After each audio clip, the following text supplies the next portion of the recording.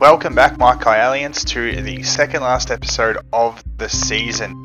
I feel like this is taking a long time to get to, but we're finally here, and I feel like from the last episode to this episode, it's taking a long time. Hopefully you've been enjoying the stuff I've been putting up on TikTok. If not, let me know, see what I can do to make things different. Alright, so today we are going to be reviewing Alan Wake Remastered. The game itself originally came out in 2010. And was remastered in 2021.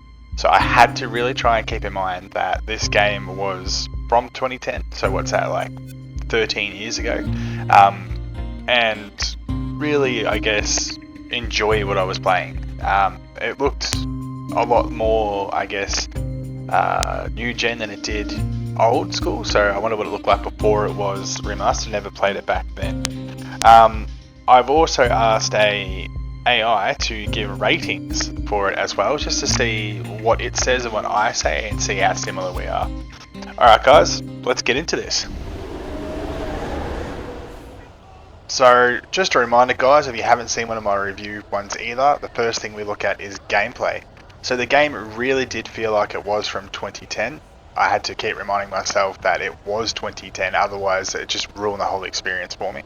It did feel very old school, the tunneling where it guided you through the map to show you the way. It did open up to different areas so you could find manuscript pages that told you about future events and coffee thermoses. They didn't do anything to the experience though, they were just there for you to have a look at. The dodging sucked in this. You had to press L1 and I found it hard to do so, and found it all a bit boring. The combat was a bit slow and clunky as you're looking around trying to shoot other people. And like I said before, I didn't see the point in getting any of the manuscript pages because it didn't do anything. It maybe warned you of what was going on ahead, but you couldn't avoid it, so I didn't see the point of it. The coffee thermoses that you collected did nothing either.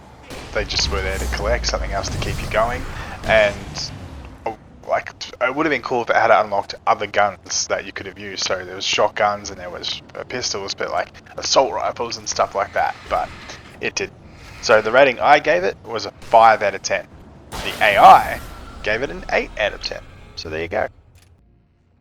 The second part to all this is story. The story was great. It kept me wanting to find out what was going on, and really invested in it. I thought it was really cool that they used the Taken and it was like a horror story and a different take on a horror story too. As you can see here, having something that was there that you could see but was something you couldn't really do anything about. Like it wasn't like a monster you could shoot or do anything like that. It was really cool, and it did interact with us a lot during the game, making us move forward.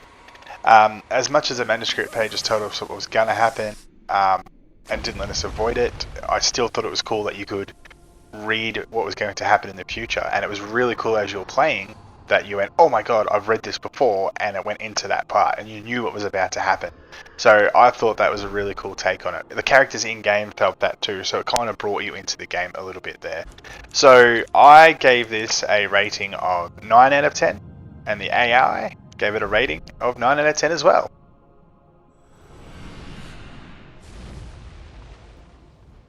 The next part to this is engagement.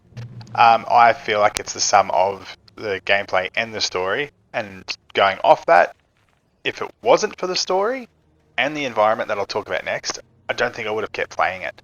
I didn't finish it as it was. I just couldn't really get into everything else. Like the gameplay really took it away for me. The story was great, and that was the only thing that really kind of kept bringing me back. That could have something to do with it all being from 2010 for the gameplay. Just it was boring. I'm used to like a bit more rolling around and a bit more melee attacks and stuff like that. The music could have done with being a bit more actiony when you're in the middle of fighting things. It sort of did to let you know that it was there, and then dropped off and went back to being creepy. Which, don't get me wrong, I liked the creepy music. It did throw out some jump scares and stuff on me too, but yeah, it just felt like it could have been a bit better there. So I gave it a 5 out of 10 for engagement. The AI gave it 8 out of 10.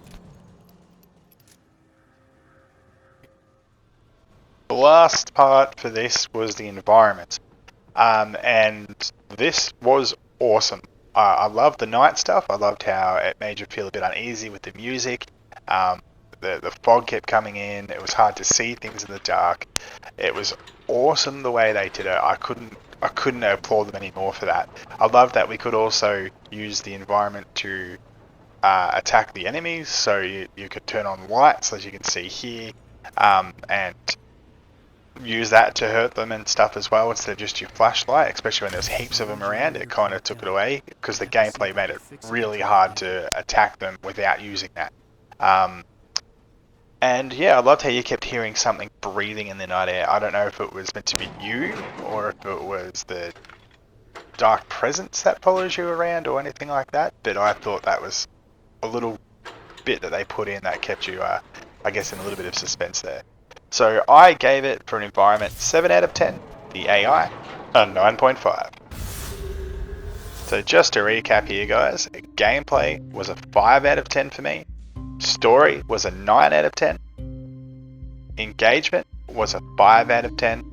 And environment was a 9 out of 10 for an overall score of 7 out of 10. Then the AI gave it an overall score of 8.8. So we were pretty close.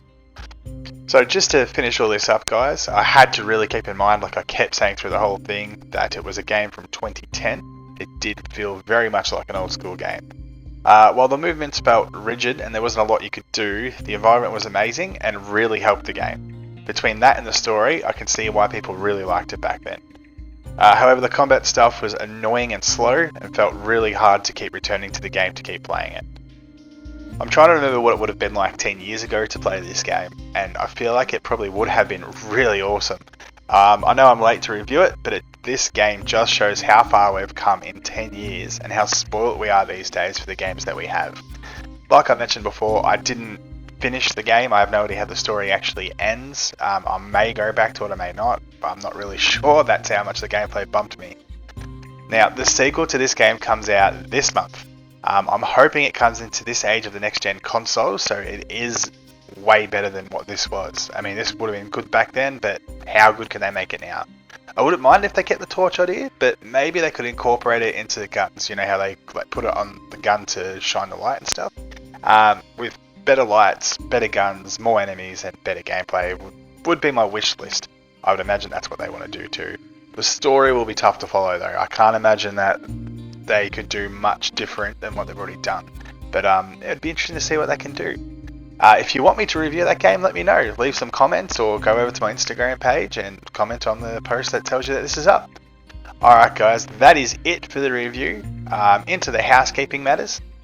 Everything has changed now, so it is everything you'll find as either at ky__el gaming, or just look up ky__el gaming on Instagram, YouTube, TikTok, and I've got a website that you can have a look at too. So this is the website. Alright guys, thank you so much for joining me on this one. We have one more episode to go for this season. I hope you join me for it, and I'll see you then. Talk at you later.